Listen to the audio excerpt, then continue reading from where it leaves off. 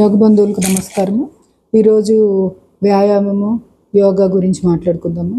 వ్యాయామముకి యోగాకి డిఫరెన్స్ ఏంటి అనేది ముందు తెలుసుకుంటే ఏది ఏ వయసు వాళ్ళకి మంచిదో కూడా అర్థమవుతూ ఉంటుంది.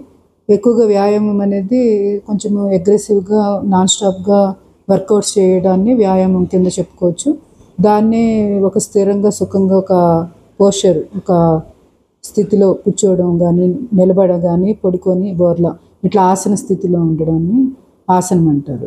సో ఇది పెద్దవాళ్ళకి వాతము ప్రకోపించకుండా ఉండాలి అంటే యోగా అనేది చాలా అద్భుతంగా పనిచేస్తూ ఉంటుంది. ఒక వయసు వచ్చాక 16 సంవత్సరాల లోపల పిల్లలకి మాత్రం కఫతత్వం ఎక్కువగా ఉంటుంది కాబట్టి వాళ్ళకి వ్యాయామం చాలా బాగుంటుంది. ఈ పెద్ద ఏజ్ అయ్యే కొద్దీ ఎంత స్లోగా చేస్తే అంత ఆరోగ్యానికి మంచిది. ఇది మనం గుర్తుపెట్టుకోవాలి. వెస్ట్రన్ కంట్రీస్లో వాళ్ళకి ఏంటంటే కఫతత్వం ఎక్కువగా ఉంటుంది. అక్కడ వాతావరణానికి తగ్గట్టుగా వాళ్ళు స్పీడ్గా వ్యాయామం చేస్తారు.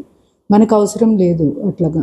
సో ఇది తెలుసుకొని ఏ దేశానికి అక్కడ కాలానుగుణంగా అక్కడ పరిస్థితులు దేశకాల పరిస్థితులను దృష్టిలో పెట్టుకొని వ్యాయామమా యోగానా అనేది వాళ్ళ వ్యక్తిగతంగా నిర్ణయం తీసుకోవాలి.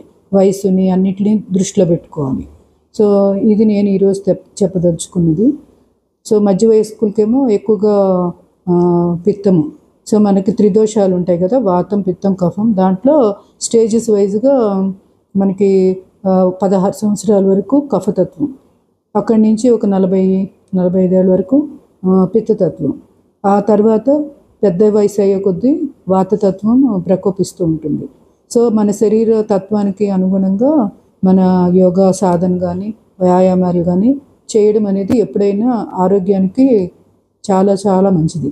సో ఈ రోజున ఇది ఎక్కువ మంది పట్టించుకోకుండా అంటే సామర్థ్యం ఉంది కదా అని ముందుకెళ్ళిపోతున్నారు.